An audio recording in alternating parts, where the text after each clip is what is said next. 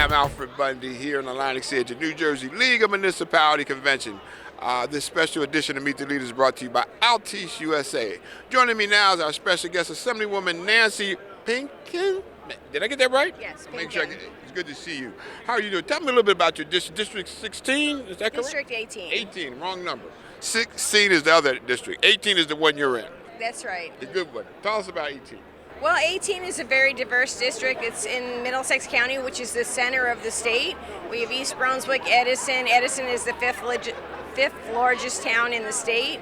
It's over 100,000 people. We have Helmetta, Highland Park, Metuchen, South River, South Plainfield. So it's a really diverse in every way. Diverse geographically, diverse by ethnicity and religion. We have every type of religion, every type of ethnicity, and it's a real melting pot. So really, we're like the center of New Jersey for trying to work with people and letting everybody live together harmoniously. Fantastic. Now, when you come to Atlantic City at this convention, tell me why you find value. What's the importance of being here at the League? Well, I was served on council for 9 years, so in my 9 years I was very involved with the League. The policy programs are excellent. We're talking about issues like recycling, which is a crisis right now. You have the opportunity to look at all the equipment, which is a lot of expense that the state or the municipality spend on things. So what's the latest and greatest thing, how to do it cost effectively. It's really an opportunity to discuss all those issues. We have more women in the state legislature than ever before. What do women bring to a place they call the zoo, the New Jersey legislature? Yeah, they call it New Jersey legislature. That's actually been a term they've used for a long, long time because it's a little, well, we won't get into that part of it. But what do women bring to the New Jersey state legislature? Well, actually I have a bill that requires women on corporate boards, and people say, why do we need that? And one of the reasons why is because women have a different perspective. They frequently have been the lower level earners. They've been trying to go to work and deal with childcare, deal with paying for the family. Many times they could be single families. So having women involved helps to bring awareness to some of those issues that we face, that sometimes men do not have haven't been aware of. When we talked about the Me Too movement, people said, does that really still happen? But it happens, and maybe people weren't aware of it because there were no women there to see the other side of it. So that's part of the reason.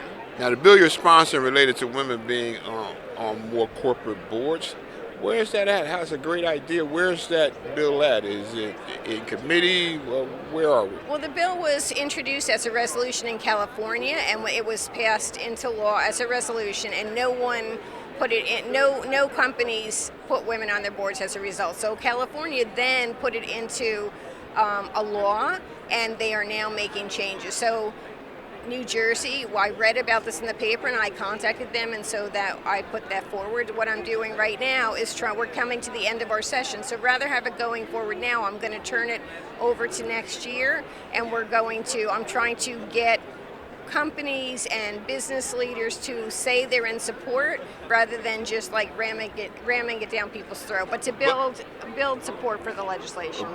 And you will model it somewhat at what you see in California? Yes. Great. If there's a man on the board, it doesn't mean they're getting rid of him. They may be adding a seat. Governor wants to start through executive order a state public bank. Good idea, bad idea? I can't say I'm an expert at that. It's something I'm listening to. He obviously has a lot of business expertise, so it's something that, we have to look at the process and see what that means for New Jersey. The governor also had a 1-year funded free tuition program for community colleges, something that you'd like to see continue? Well, the cost of college is a true crisis for the country. We have $1.7 trillion in debt, and as those students default, all of the taxpayers will bear the burden.